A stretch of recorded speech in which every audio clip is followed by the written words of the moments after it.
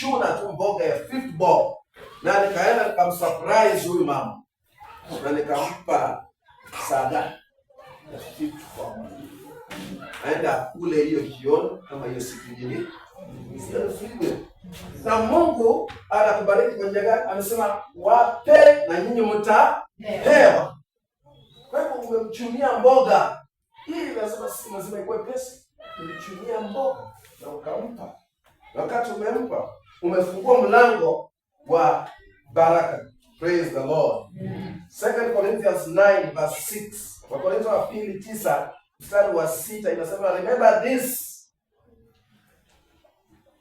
Wakorintho wa pili 9 mstari wa 6 inasema remember this, a farmer who plants only a few seeds will get a small crop, but the one who plants generously will also get a generous crop.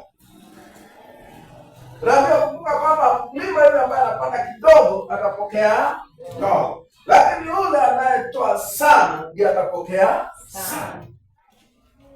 Kanuni iko tu hivi. Mungu aliweka hivi. Kwa hiyo jifunze kuwa na fuel.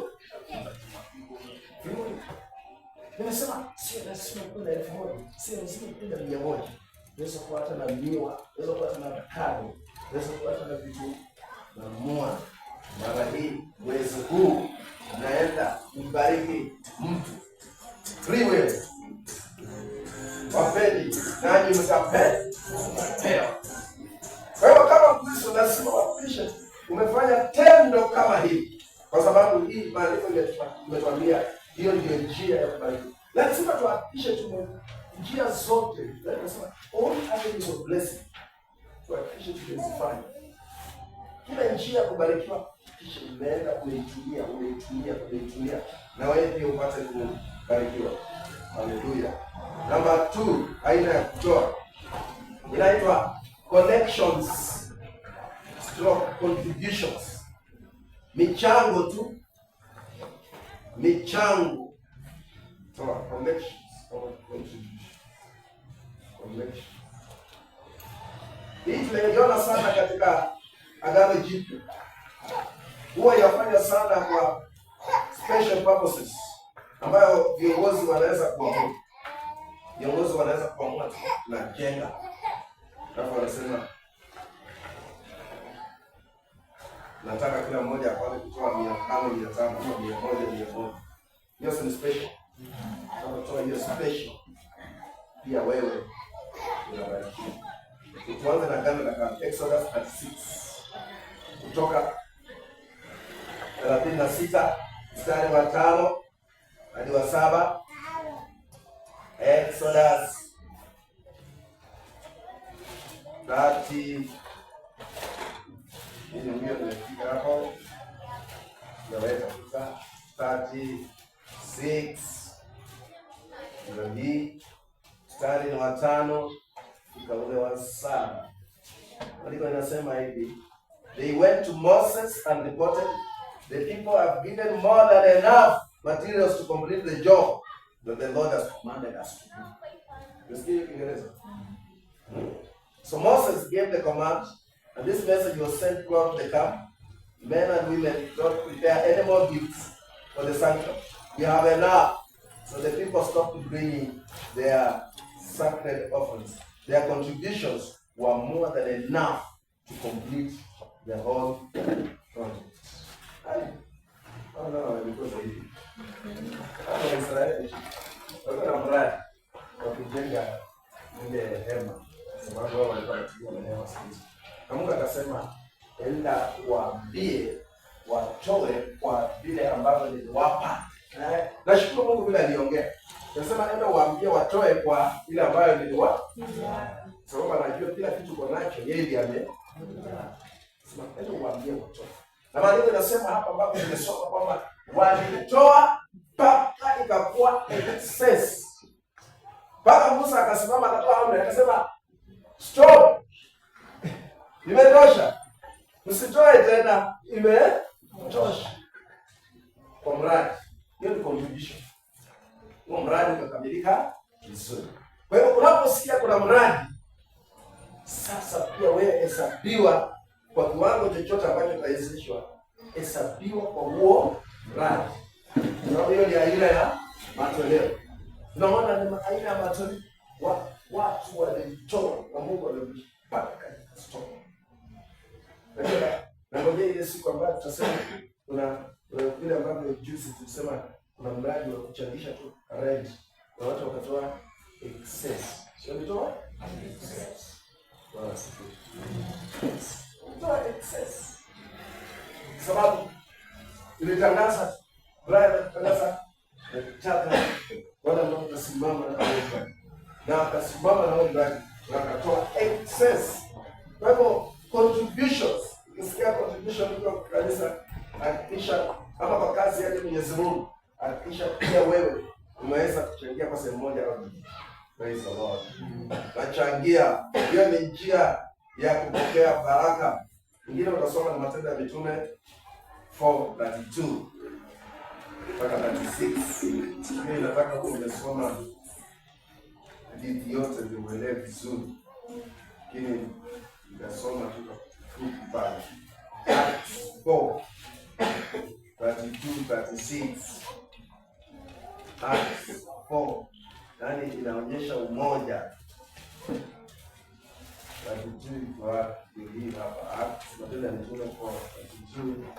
All the believers were united in heart and mind, and they felt that what they owned was not their own, so they shared everything they had. Kila kitu ambacho walikuwa nacho waliona hakuna cha mtu binafsi, kila kitu ambacho kiko nacho cha kila mtu. Bwana sifiwe. Waliona hivyo. You see, maandiko yanasema the apostles testified powerfully to the resurrection of the Lord Jesus, and God's great blessing was upon them all. No. God's blessing was upon them all. Wote walipokea hiyo baraka. Maandiko yanasema there are no needy people among them, because those who own land or house would sell them and bring the money to the apostles to give to those who are in need. For instance, there was Joseph, the one the apostles nicknamed Barnabas, which means son of encouragement. He was from the tribe of Levi and came from the island of Cyprus. He sold a field he owned and brought the money to the apostles. Right? Hiyo maneno. Hiyo ni agano jipya. Nasema kwamba lile kanisa hakuna mtu aliona kwamba ako na kile ambacho ni chafu, lakini waliona kwamba kila kitu ambacho wanacho ni cha kila mtu. Bwana asifiwe. So unaweza kuona kwamba huo ni contribution. Watu wanakaa pamoja mpaka wanauza, wanaleta pamoja, wanaanza kufanyia kazi yao pamoja. Sababu ya mchana. Sababu ya mchana. Ndio tunasema wanaume wa ile kanisa wanafika mahali wanakuwa na bed fellowship. Mama anakuwa na weekend fellowship, wanachangisha pesa yao, wanaweka pamoja, wanafanya kazi ya praise the Lord. Contributions. Hakikisha wakati kuna mradi hiyo ni njia ya kubarikiwa. Nasikia hapa kulikuwa na jamaa mmoja anaitwa Barnabas ambaye aliuza shamba lake lote na akaleta ile pesa na akaileta kwa mitume. Na ikawa ni pesa ya kufanya kazi ya kusaidia wale ambao walikuwa ni maskini. Tunasaidia wale ambao ni maskini. Sio kwamba uko nayo mingi. Ikiwa unapata kwamba unatoa kwa ile excess uko nayo, ile haina kazi, basi ungeanza. Ukiwa na pesa nyingi, upige budget yako. Upate budget yako imefikia 1,000. Na ujipate na 2,000. Unasema nimeona 1,000 imebaki bure haina kazi. Sasa wacha nitoe hii. Ungetoa. Takana upige budget yako 1,000. Na kwa hiyo 1,000 unanyonga 200 unatoa. Sasa hapo. Huwa hatutoi kwa ile haina kazi, ile excess. Tunatoa. Yaani kutoa lazima usikie kitu kimetoka wapi. Ile kama unatoa na usikie kitu kimetoka, hujatoa. Kwa sababu Mungu ndiye mzuri. Alikuwa na wana wangapi? Mungu alikuwa na wana wangapi? Yesu maana anaita mwana wa pekee. Na akatoa wangapi? Sasa yani wakati alitoa alisikia chungu kwamba hii unaonekea. Ndio kutoa. Kutoa sio excess. Kutoa ni kwa ile habari ulikuwa umepangia, lakini wewe kama kwanza unasema mwezi huu na nilikuwa nataka kununua labda sema mwezi huu nataka kununua nguo na postpone. Sema hiyo nguo nitainunua next month. Hiyo pesa ambayo ilikuwa ninunue nguo mwezi huu, wacha nitoe kusaidia hao watoto wanaoenda shule wa jirani, kwa wanasema kwa ile mama, kwa ile mzee waende shule so. Hiyo ndio kutoa. Conditions. Number 3. Then giving to the poor. Hiyo ni lazima. This is something that God commands us to do.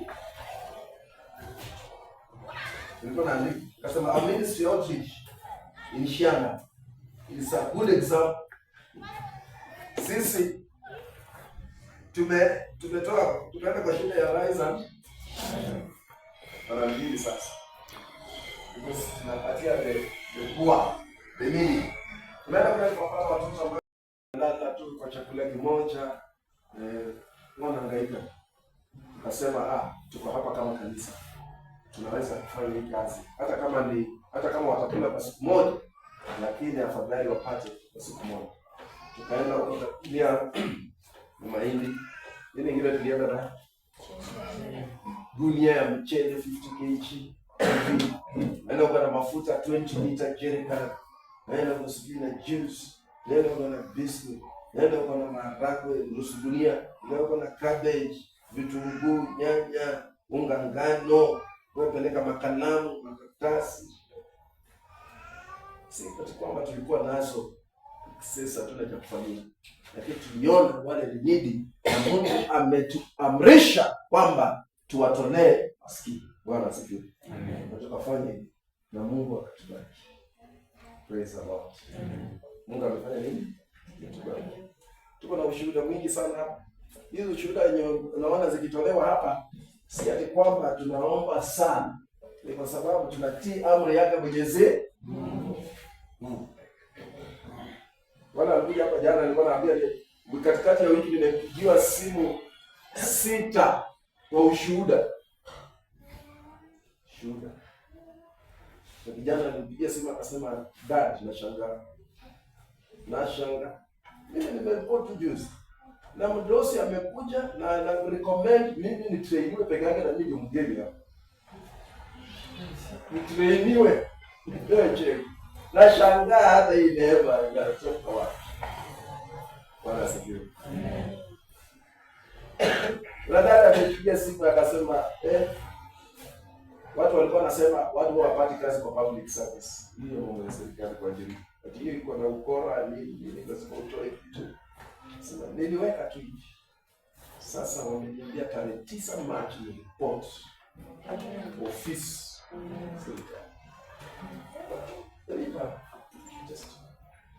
Just tunabarikiwa.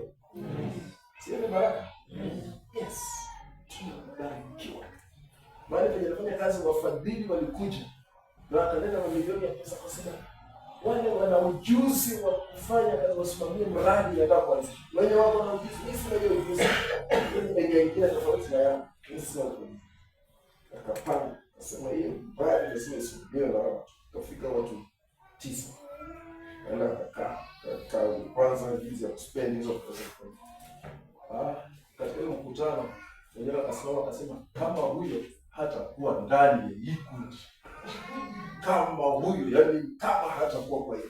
Na kaniita special na kanika minutes. You are a member of this committee. Amen. Baraka. Ama nyinyi mnashikiana together. Hata mimi nimetoa testimony. Na nilikuwa na hesabu testimony. Sijamaliza. Nimesema 3. Taendelea baadaye. Bwana asifiwe. Kwa sababu ya kuwatolea maskini, tunawatolea na tunabarikiwa. Proverbs 19:17. Proverbs chapter 19. Methali 19 mstari wa 17. Methali 19 mstari wa 17. Inasema namna gani? If you help the poor, sikia vile maandiko yanasema, you are lending, kusaidia maskini umekopesha Mungu. You are lending to the Lord. And atafanyaje? He will repay. Anahakikisha kwamba amekulipa kwa sababu umemkopesha. Maandiko linasema hivi.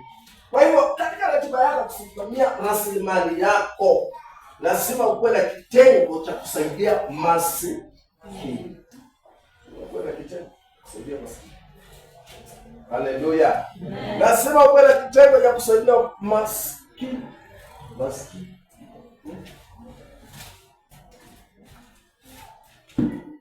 Sisi tukianza mwaka huu anapigia sisi naambia angalia kwa hiyo shule ndio hapo. Angalia mtoto yatima deni ana deni. Leta hapa pay bill yako.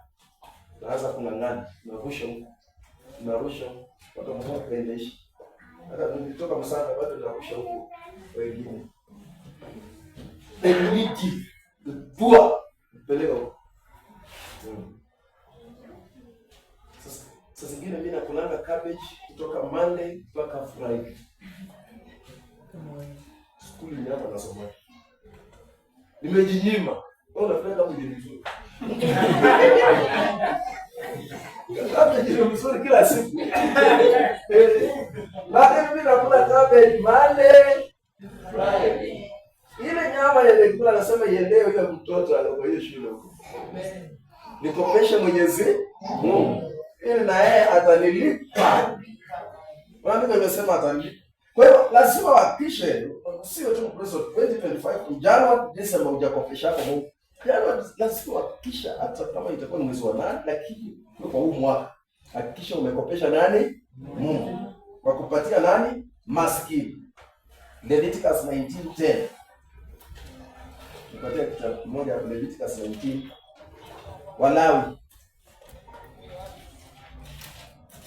19:10. 19 mstari wa 10 inasema, it is the same with your grape crop. Do not strip every the last bunch of grapes from the vines, and do not pick up the grapes that fall to the ground.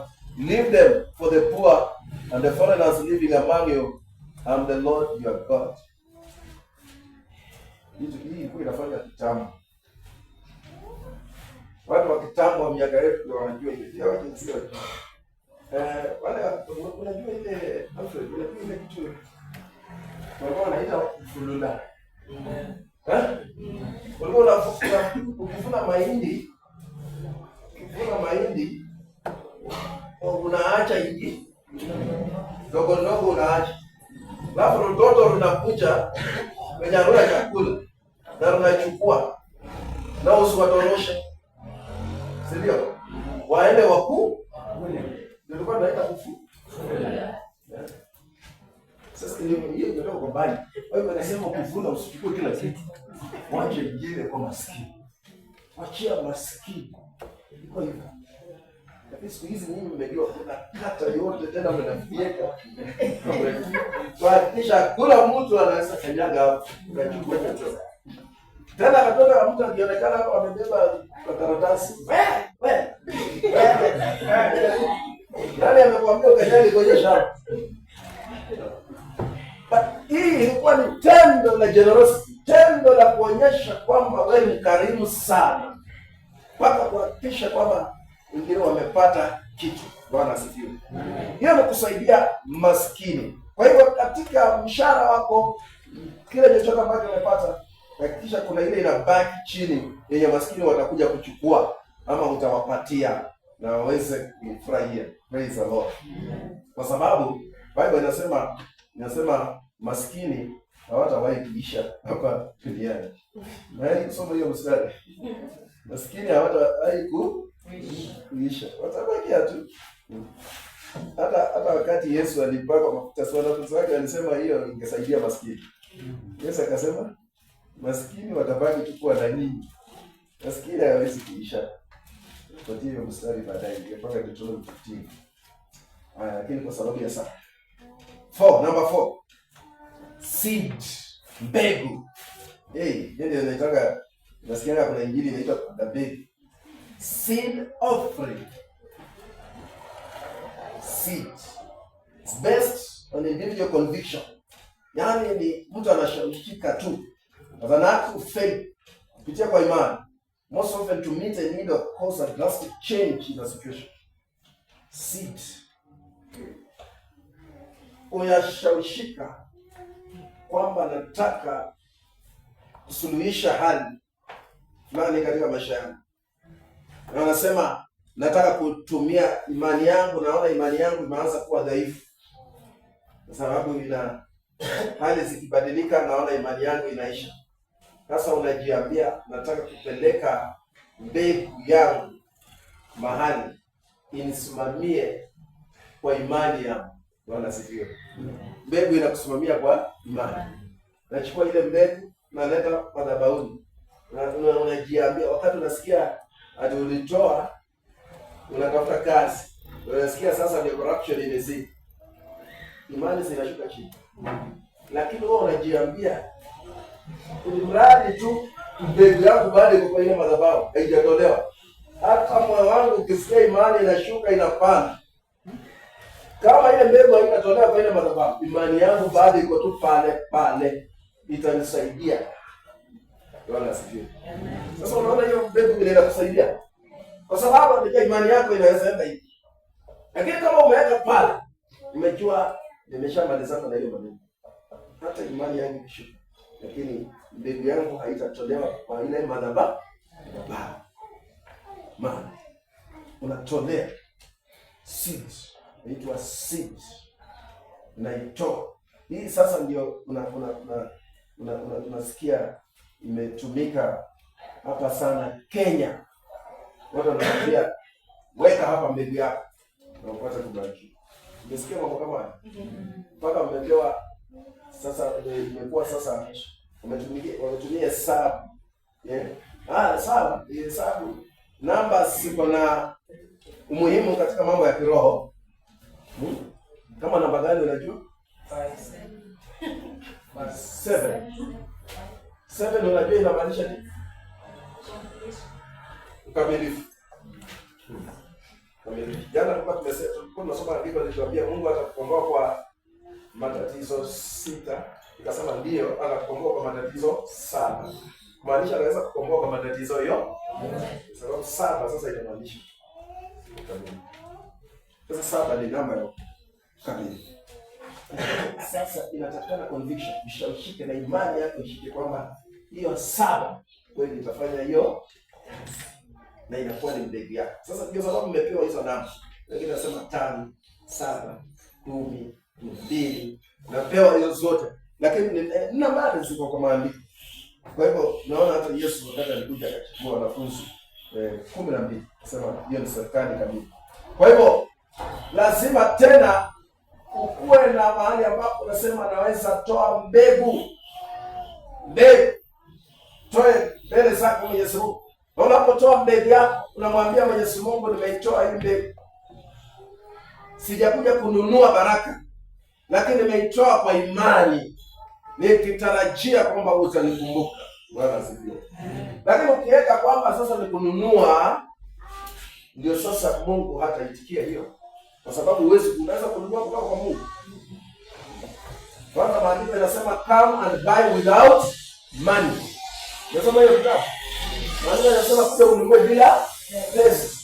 Mungu anataka ununue. Pesa ya Mungu ni nini? Faith. Imani ndio currency. Imani ndio pesa unatumia kununua vitu kutoka kwa Mungu. Na sasa nilikwambia ile mbegu unaweza ipeana kama ishara ya imani yako na inakusaidia kupokea kutoka kwake Mwenyezi Mungu. Praise the Lord.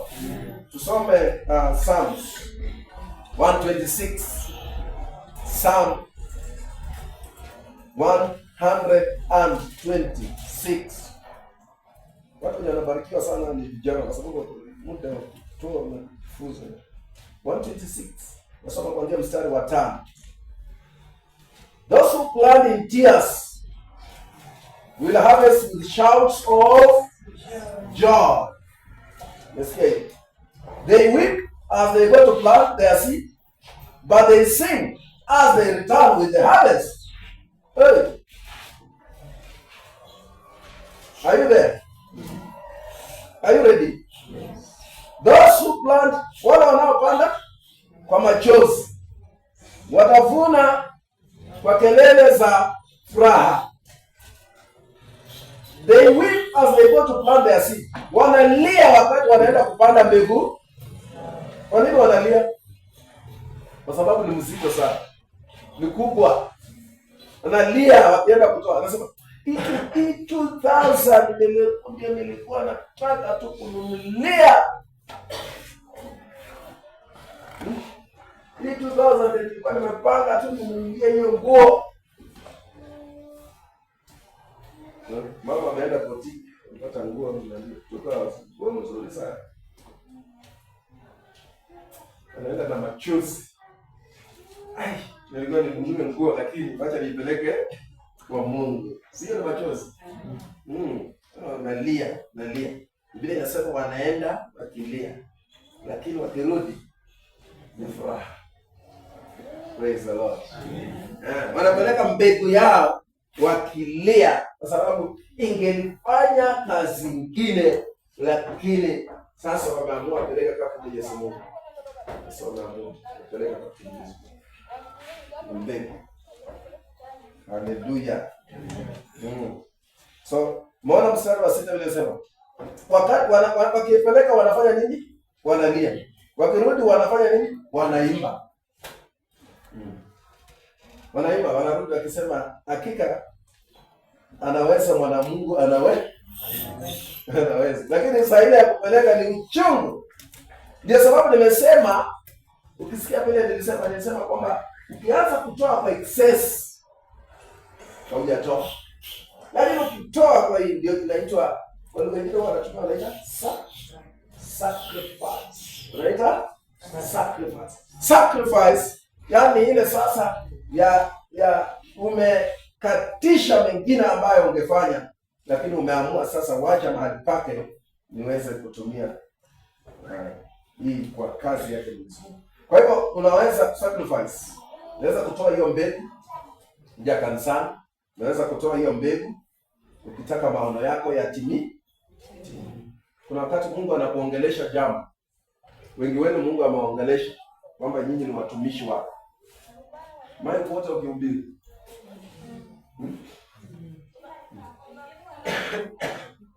Mimi weekend nimekuwa nyumbani. Mungu ameniambia niota akiwa mdogo kabisa. Nyumba imejengwa na iko na madirisha. Aliniambia akiwa primary. Sasa hizi ni mtu mzima kama mimi. Lakini sasa ameniambia naye jana juzi naye akaota sasa hiyo nyumba, na tena akakumbushwa kwa hiyo ndoto akakumbuka. Si nyumba niliona. Yaani alikuwa able kukumbuka. Si nyumba niliota ndio. Lakini sasa imekamilika. Na wakati aliangalia akapata ni darasa. Na yeye ananiongelesha mtu wa kanisa. Nikamwambia wewe una kipawa cha kufundisha neno lake Mwenyezi Mungu. Ulionyeshwa kwa mdogo kabisa. Sasa imekamilika. Hebu ingia uwanjani uanze kufunza watu neno lake Mwenyezi Mungu. Unaona? Wakati Mungu anakuonyesha jambo kama hilo, sasa uko na hiyo huduma. Lazima upeleke mbele. Seed. Nimesema wengine wenu mmeonyeshwa kwamba mnaenda kubarikiwa na mkaamka asubuhi na mkasema nimeona naenda kubarikiwa na ukaiacha hiyo. No! Wakati unaonyeshwa kwamba unaenda kubarikiwa, nenda kwa madhabahu, tolea Mwenyezi Mungu na umwambie asante sana. Toa mbegu yako. Nenda mtolee au mlipi. Lakini umeenda unamtolea mbegu nzuri. Praise God. Watu wanamtolea Mungu vitu za ajabu kubwa kubwa na ndogo ndogo. Wewe kisha umetoa ile Mungu amekuongesha. Number 5. Partnership seed. Partnership offering. Partnership offering is given when you believe in the cause. It makes you a partaker. When you believe, kama unaamini, everyone in royal priesthood has been called into this office, giving ministry. The sooner we realize it, the better. Partnership. Hiyo ni kusimama pamoja na mwito ambao umepewa. Hatuna muda wa kusoma. Luke 8, hiyo nishawasomea hapo 1 to 3. Nimesema kuna wale wamama ambao waliamini Yesu anafanya kazi nzuri. Na wakafanya nini? Wakatoa kusaidia.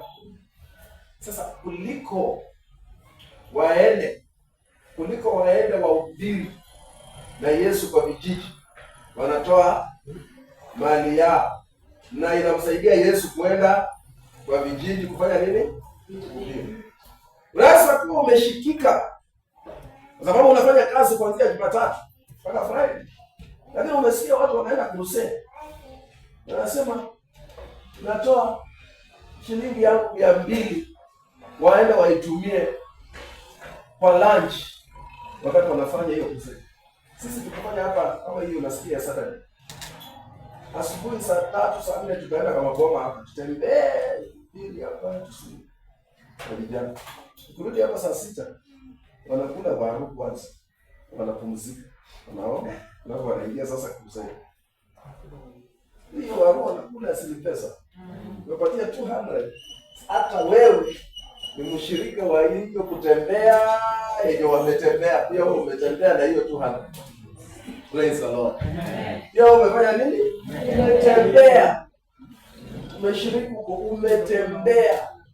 Sisi tukisikia hii mikutano ambayo tunasikia mkutano kwa Uhuru Park, tunasikia mkutano sijui kwa wapi, kama kanisa huwa tunachukua sadaka za kanisa na tunapeana huko. Tunasema pia sisi ile injili ile inahubiriwa watu wakiokoka kwa huo uwanja, mchango wetu uko ndani katika hiyo. Baraka zile ambazo zinakujia pia zinatirika mpaka kwetu sisi. Praise the Lord. Jifunze kupartner. Na ukisikia hivi tumetumia neno kupartner kumaanisha kwamba ni kitu unaweza fanya kwa muda. Partnership inamaanisha ni muda. Kwa mfano, wakati tumesema rent, tunasema mimi nitakuwa natoa 100. Sio natoa 100 sasa hivi. Ndio natoa 100 kila mwezi. Kwa sababu rent inalipwa kila mwezi. 100 tu. 100. Ili umekaa chini, umejita kama mkutano.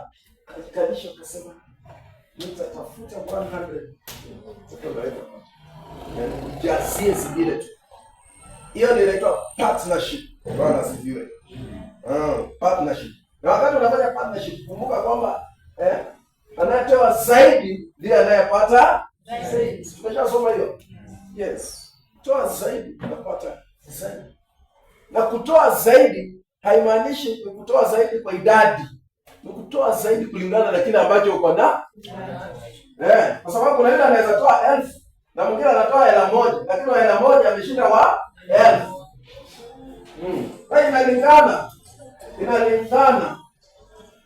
Inalingana. Na nyinyi mnaelewa hiyo neno. Partnership. Hapo tena kuna Philippians 4:13.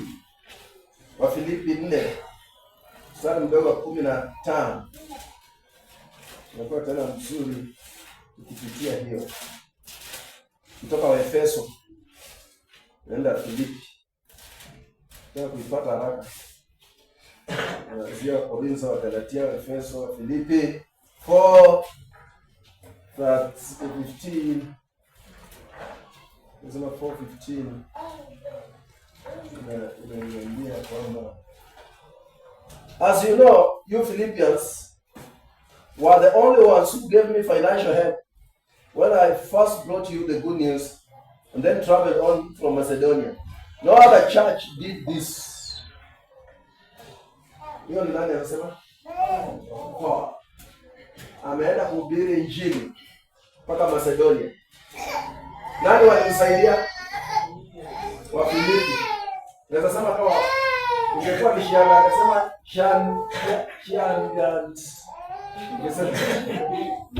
angesema Washanda yale ndio walinisaidia katika hiyo kosi ya kwenda kuhubiri Injili. Praise God. So, anasema hakuna kanisa lingine lilimsaidia, lakini kanisa la Filipi. Nyinyi wa Filipi ndio mlinisaidia wakati nilikuwa naenda kuhubiri Injili. Hivyo hakikisha kwamba ukisikia Injili inaenda kuhubiriwa unachangia kwa hiyo, because hiyo ni mpango wa Mwenyezi Mungu. Number 6, prophetic seeds. Prophetic seeds specifically given to a man of God, pastor, prophet, in order to get the anointing upon the man of God working for you, or for you to function in the anointing upon that man of God. Wow. Nasikia Kiingereza nimesoma. Prophetic seed. Hiyo ni mbegu ya unabii. Inatolewa kwa ajili ya, inapewa mtumishi wake Mwenyezi Mungu. Umeona mafuta ambayo yako juu yake, unataka kuyashiriki. Na pia unatoa na wewe unapata kubariki. Sio tu pastor. Hata kama huyu anaimba vizuri, sema wewe ni mwimbaji, na wewe pia unasikia umeitwa kwa uimbaji, unaweza kumsalimia, kuongea na yeye na kumwambia umenibariki sana katika hii huduma ya mwili. Unampatia 100, 500, unampatia chochote ambacho Mungu atakugusa. Umefanya nini? Umegusa mafuta ambayo yako juu yako. Mafuta yanakuja juu yako, utakufanyia kazi. Utaanza kuinuka katika hiyo huduma. Utaanza kuinuka. Sio tu hiyo pekee yake. Hata mtu ambaye ni tajiri unaweza kumtolea prophetic, yani kiunabii. Unajua kiunabii ni kitu ambacho ni tendo ambalo la imani, si ndio? Kwa mfano, wakati tunamaliza ibada sisi tunafanya prophetic declarations. Tunatangaza mambo yako itakuwa sawa. Si kiunabii. Hatujayaona lakini tunatangaza tu prophetically. Kwa hivyo wakati unaona mtu amebarikiwa, the only way ya connect na hiyo baraka ni pia ni kupitia kwa sadaka yako. Praise God. Wakati Dangote alikuwa ameita, unajua Dangote? Hivi Dangote. Mimi nasomanga hapa. Dangote anatoka Nigeria. Dangote anatoka wapi? Nigeria. Mwafrika tajiri sana ya Afrika. Yako na mali nyingi sana. Ni Dangote. Ndio maidhi. Lakini Dangote ametengeneza birthday party ya mtoto wake. Ukiangalia vile walirekodi watu wenye walihudhuria, walikuwa watu matajiri, na walizawadi huyo mtoto mdogo. Wanamzawadi mmoja, anamzawadi milioni 10 za Kenya, mwingine anamzawadi milioni 5. Unajua wanafanya nini? Wanapanda katika utajiri wa Dangote ili na wao pia wakoe nini? Tajiri. Ndio ndivyo. Maana sisi. Leo kuna mtu ameenda kuhubiri kule Kutele. Anaitwa Reverend Charles Yongesa. Tulikuwa na yeye 2000 tukiwa kwa ile kanisa la watoto. Ile kama hapo na ingine hizo. Wewe ndio mdogo sana. Yule jamani na Charles. Nilikuwa naambia tu kwa sababu yeye hajawahi kuona. Alikuja kabla sijaoa. Na sasa ndio nirudi tena. Hadi miaka mingi. Lakini alikuja jana. Wala. Sasa Charles wakati alikuja siku hiyo alikuwa anatabiri kabisa. Wakati alipopewa Bible kwanza kuhubiri na askofu, sababu askofu pia alikuwa nabii. Alifungua tu Bible hivi akasema nitatabiri hapa mtashangaa. Nikashangaa bado hiyo. Mimi sasa niko mdogo.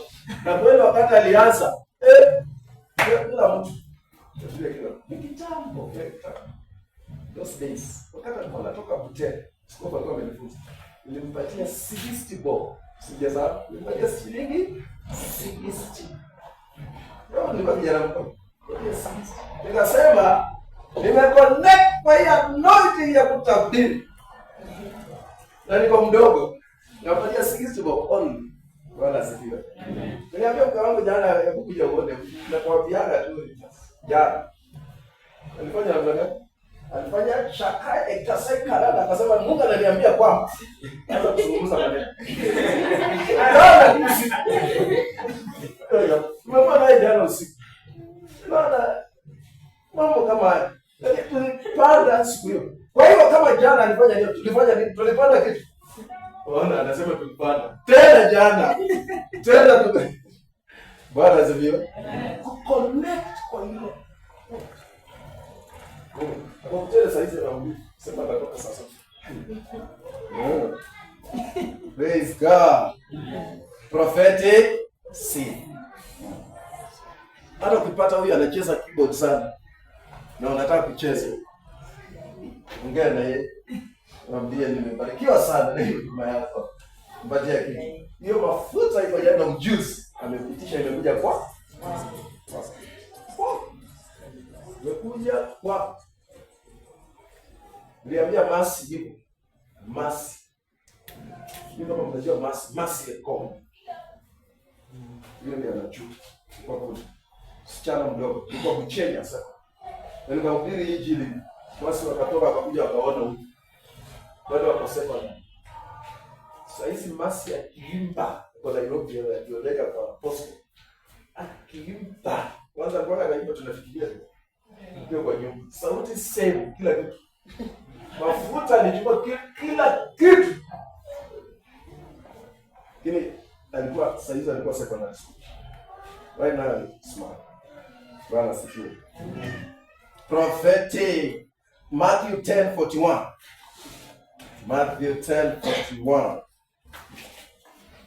Matthew 10. Mathayo 10. Mstari mdogo wa 41.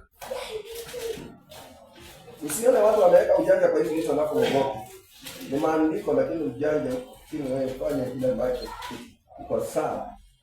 10:41 inasema namna gani? Inasema if you receive a prophet as one who speaks for God, if you receive as one who speaks for God, you will be given the same reward as a prophet. And if you receive a righteous person because of their righteousness, you will also be given a reward for theirs. That's how you receive. Na kumpokea nabii. Kumpokea ni kumpa kile ambacho nimesema. Pia wewe utapata hicho kipawa cha nini? Nabii. Bwana asifiwe. Kwa nini Mungu alifanya hivyo?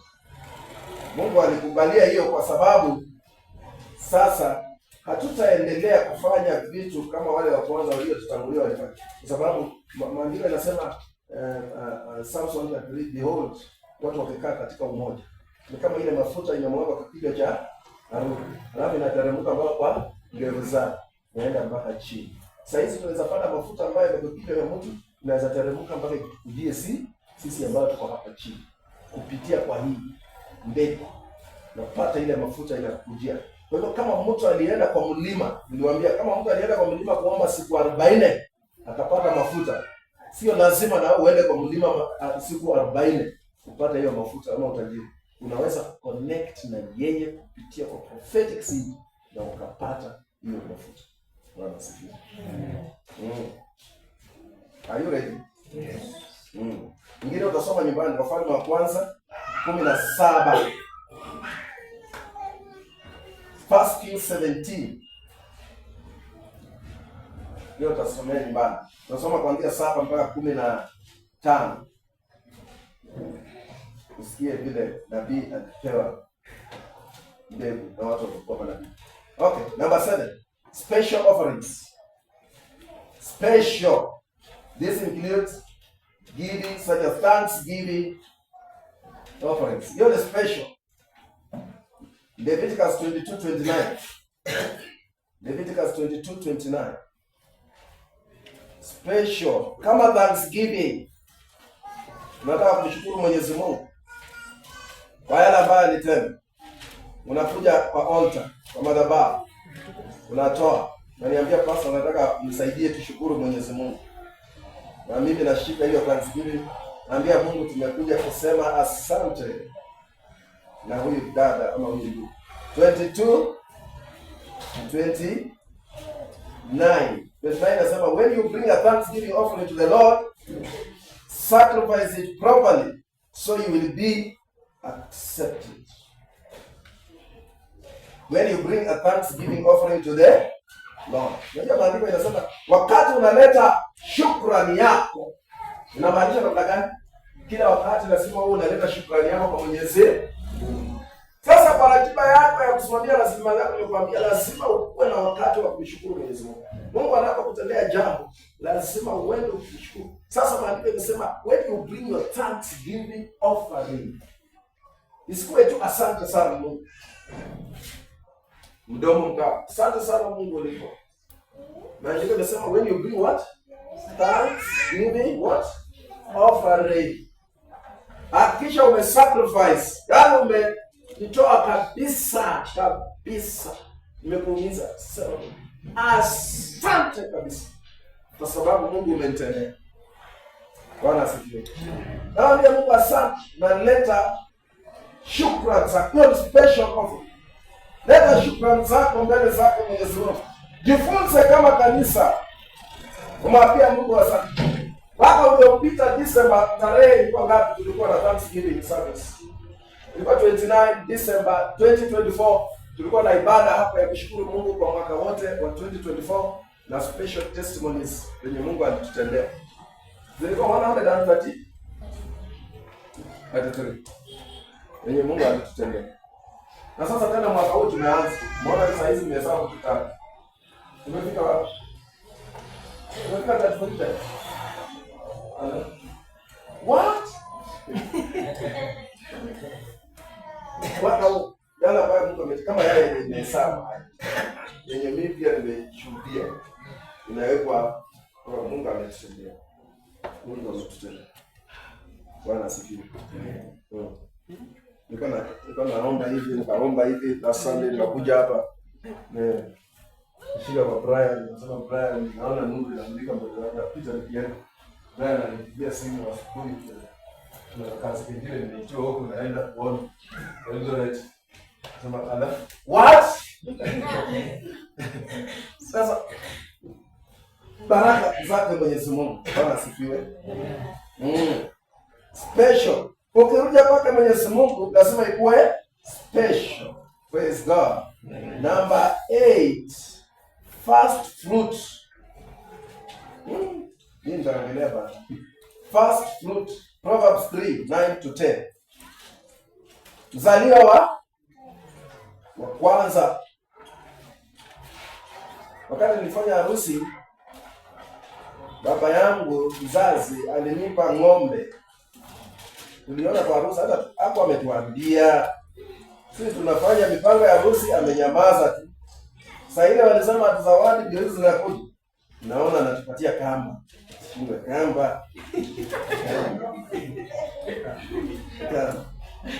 Nika nyumbani akasema huyu ng'ombe zake, chukua huyu ng'ombe.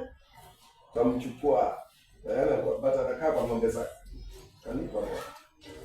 Hiyo ng'ombe akapeleka AI akazaa cross dume nzuri sana. Lakini huyo ndiye alikuwa mzaliwa wake wa kwanza. Nilifunga kamba nikapeleka kanisani, nikasema huyu ni mzaliwa wa kwanza si wako. Si wako. Nani wa kwanza si wako. Inakusaidia pia wewe unajua kujipanga. Kwa sababu kuku wako ameangua, hata huwezi kujua wa kwanza walikuwa gani. Lakini kama wewe ni mtu wa kumtolea Mwenyezi Mungu, kifaranga wa kwanza utatoa kwa kifaranga moja na unasema wewe mzaliwa wa kwanza na unaleta kanisani. Sasa si unajua kujipanga. Sasa unaweza jua. Ndizi yako umepanda shamba, imetoa mgomba wa kwanza, umejipanga. Unajua kweli hii ni ya kwanza, sijawahi kula kwa hili. Kabla sijakula ndizi yote. Kabisa. Hii ingine itaongezeka. Anasikia. Zaliwa wa kwanza. Hata huyu mtoto wako huyu wa kawaida ni umezaa huyo kwa mazao. Ni wa nani? Mungu. Si wao. Ni wa Mungu. Tumleta kwa madhabahu tumuombee baraka. Tuneke baraka tuseme Mungu ulisema huyu ni wako. Wacha atumike, abarikiwe, akuwe baraka kwa ulimwengu. Praise God. Mungu atubariki. Proverbs 3:9-10 inasema honor the Lord with your wealth, with the best part of everything you produce. Then he will fill your barns with grain and your vats will overflow with good wine. What the first fruit up? So many versions. In NLT. So honor the Lord your God with your wealth and with the best part of everything you produce. Best part of everything you produce, your first fruit.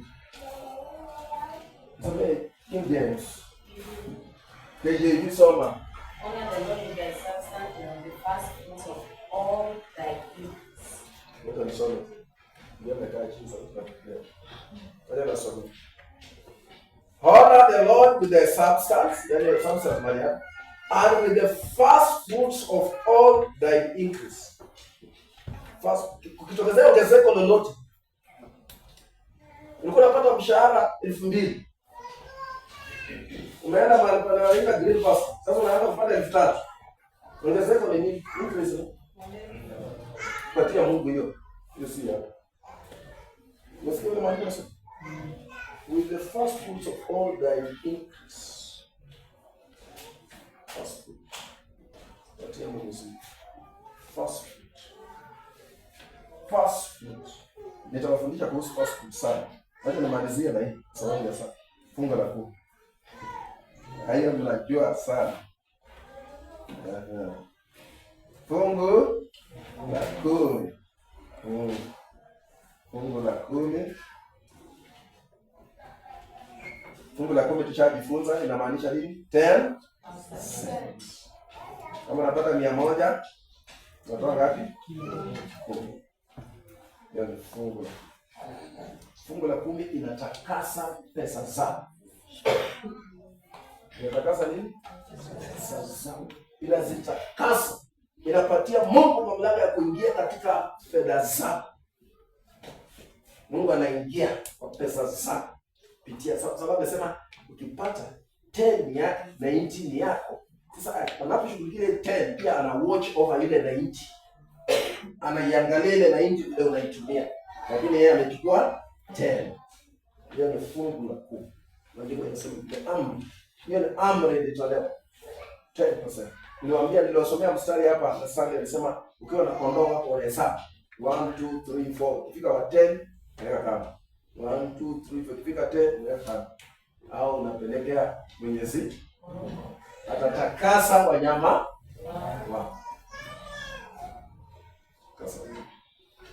Ukitaka kujua atatakasa wanyama, Biblia inasema kuna mstari mmoja wa Biblia si mzuri sana kusoma. Nikiona msikilizaji wasoma. Inasema kama watu walikaa pamoja kwa mfano na watoto wa nyumba moja wakazalishana. Unaitwa nini? Incest. Kwa lugha ya mama yako ile.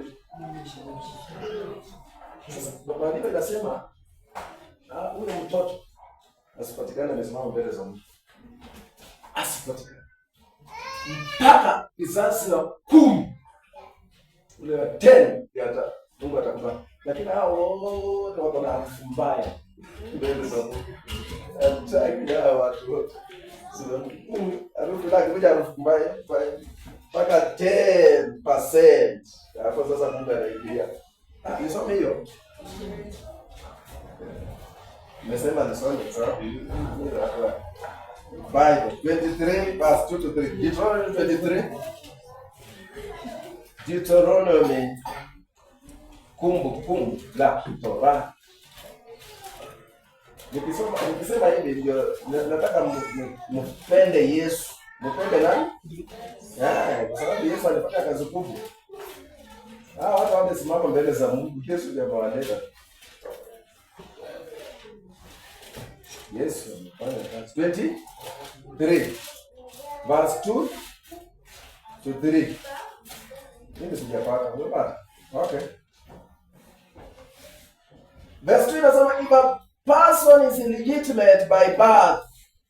Illegitimate inasema alizaliwa kiharamu. Neither he nor his descendants for 10 generations may be admitted to the assembly of the Lord. Why tusimame mbele zake mpaka 10 ya Mungu aingilie kati. Kwa hivyo anaingia kati kwa kutakasa sasa kubali. Wewe unaona, yaani nakujulisha tu umuhimu wa 10%.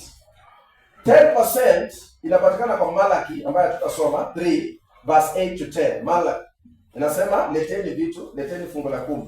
Lipeni fungu la 10, mlete kwa nyumba yangu. Fungu la 10.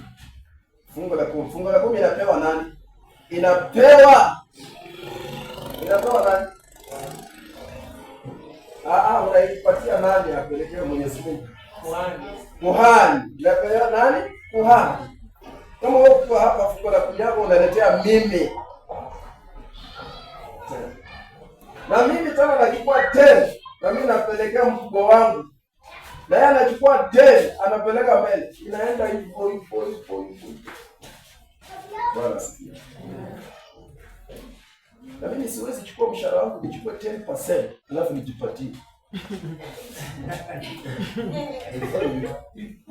Siwezi chukua 10% mshahara wangu nijipatie. Mimi ninachukua yangu yote napeleka huko. Lakini yako unachukua 10%. Napewa kuhani. Fungu la 10 vile tulisema inafungua madirisha yako, yaani inakupatia ideas and opportunities. Inahifadhi fedha zako. Inapigana na yule mharibifu. Inakufanya pia unakuwa mshirika wa baraka ambayo inapatikana kwa yale madhabahu.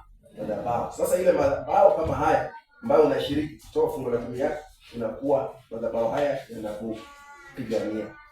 Praise the Lord. Hii madhabahu inakupigania. Kuna wakati Mungu alinionyesha hivyo kwa ndoto kwamba madhabahu inanipigania. Wakati Mungu alinionyesha kule Butere tulikuwa tumeweka vitambaa mbele ya Mungu. Tumeweka vitambaa. Na kuna wakati nilikuwa naomba. Wachawi wametuvamia, naomba sana nilikuwa mbali na nyumbani. Ndio siku moja nikaota hizo vitambaa ziko kwa nyumba yetu. Nilikuwa nimerudisha vitambaa, nikashangaa hizo vitambaa za madhabahu hiyo madhabahu, yaani hiyo wall iko kwa nyumba yangu, nimeota na vitambaa. Ndio kwenda kuuliza skofa, akaniambia maana madhabahu inakupigania.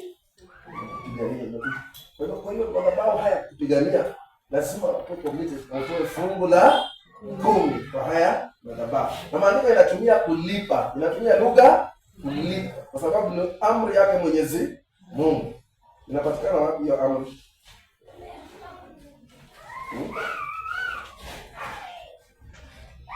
Leviticus 27:30.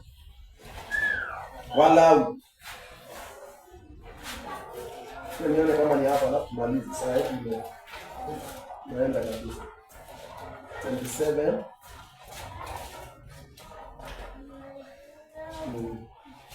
Saidia tupate pale. Tadi inasema Walawi 27:30 inasema 1/10 of the produce of the land, whether grain from the field or fruit from the trees, belongs to the Lord and must be set apart to him as holy. 10%. Hiyo ni shambani kwenda wapi? Hiyo ni yake Mwenyezi Mungu. Sasa inakufanya ujue upige hesabu na usimamie rasilimali yako vizuri. Ukivuna mahindi nyumbani, is up to you. Kama umevuna gunia moja, hesabu hizo ni gorogoro ngapi? Chukua 10. Kama ni gorogoro 40, unachukua gorogoro ngapi? 4. Unaleta sawa. 10%. Biblia inasema weka hesabu hii kila mahali. Kama umevuna maharagwe gorogoro 5, piga 10% ya 5. Sema nusu gorogoro. Leta hapa kabisa. Leta hapa kabisa. Unaweza toa hata wanyama wako. Tena Biblia inasema unaweza kubadilisha kwa njia ya pesa kama safari ni mbali. Unaweza kusema kutoa hii mahindi kutoka Bungoma kisha hapa unabadilisha unauza unapata imetoa 3200 ya moja. Piga 10%. Leta hapa 320. Utoa. Na unaweza kuchanganyikiwa mpaka saa zingine kama usimamie safari yako vizuri ukasahau. Ukafanya nini? Unaweza sahau kutoa fungu la 10. Ukisahau unafanyaje? Leviticus 27 verse 31. Hapo tu. Verse 31. Hapo tumesoma verse 31 inasemaje?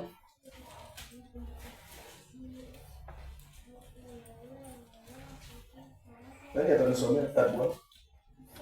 Nataka mtu anisomee. If you want to redeem the Lord's tenth of the fruit of our grain, you must pay its value plus 20%. Ndio plus 20%. Biblia hii. If a man wishes to redeem any of his tithe, he shall add a fifth to it. Then said, a fifth convert. Mimi nimesoma hesabu fractions to percentages. A fifth percentage. Kwa percent, nimesoma kwa percent. So that Bible ya Oliver imesema 50 ni hata ulikuwa unataka utoe fungu la 10,000 na ukasahau. Sasa unataka kutoa 20% ya 1000. Sasa utatoa fungu la 1,000 unalipa daily. Bila inasema ongeza 20. So ni vizuri kuwa disciplined. Usiwe charged hiyo 20%. Bali sana na hiyo 1,000 ya bure utaongeza 20%.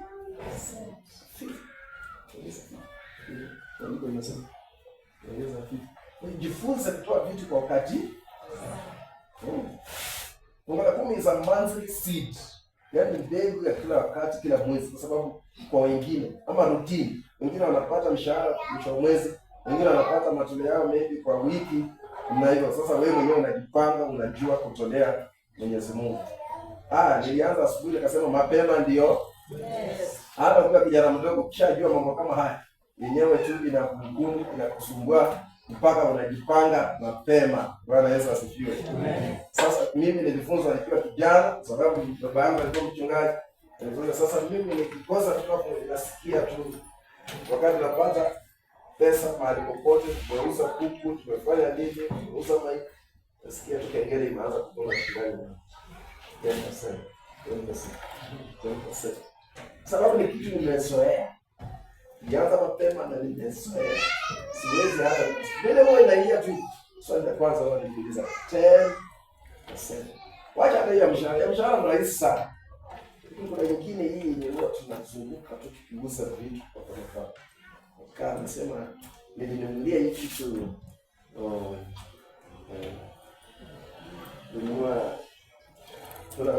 tunauzanga njugu na peanut butter. Tunatengeneza siaga na mashine. Kuna mashine. Utaeleza juu. Mimi napelekea wakale huko. Wanapenda hiyo. Nasema hii ni 200.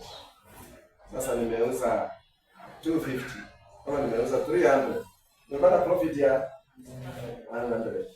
10%. 10. Hiyo ni ya Mwenyezi. Analeta. Kabisa. Nafunza kuwa na discipline. Mimi nilikuwa nafikiria Kristo ni maisha tu ya duniani. Kristo mpaka lazima kuwe na discipline. Kristo ni gharama ya kuwa na nidhamu. Juu kumtolea Mwenyezi Mungu, kupanga mambo yako yakuwe sawa ili upate baraka zako kwa wakati unaofaa. Praise the Lord. Amen. Bwana asifiwe. Kwa hiyo kuanzia siku ya leo, haya matoleo ambayo nimewashiria, kama ulikuwa unaandika chini unaweza kuyakumbuka, wewe unayakumbuka na kuhakikisha kwa ratiba yako 2025 haya matoleo yote ndio nimesema uweze kuwa umeyatoa kufika Disemba. Lakini ya kila wakati ni fungu la lakini yale mengine uyatoe kwa wakati ambapo inahitajika. Utoe. Sababu yako usikose yote, kisha kwa wakati mmoja mwaka unapoisha unaweza kusimama na Mungu katika kumtolea haya matoleo, na njia yako itakuwa njia. Kuna wale wamefanya hivyo na wamebarikiwa, nikiwa mmoja wao. Mbarikiwa, tumeamini sana. Kwa hiyo wazazi wangu walinifunza hivyo na walikuwa wanafanya hivyo, wana sacrifice, wanatoa fungu la, wanatoa kila kitu, sadaka zote. Niliona walibarikiwa sana. Wazazi wangu walibarikiwa, hata mimi huwa nashangaa kama naweza barikiwa kama wao.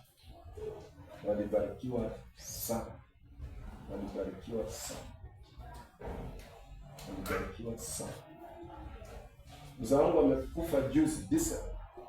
Kuna pesa aliacha nilipia kupata hata watoto wangu shule.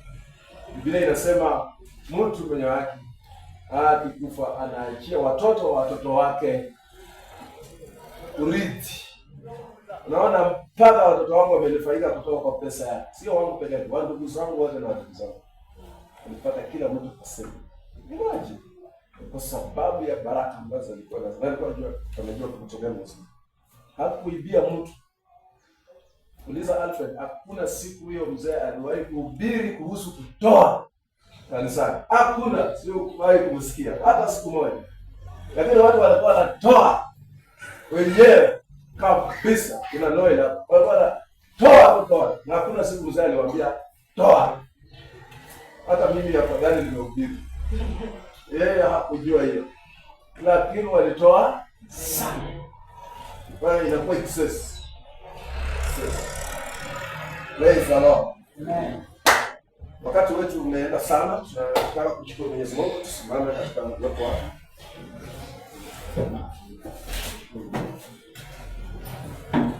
Kuna madhabahu ile na chui zanga huko. Umeona chui ikipita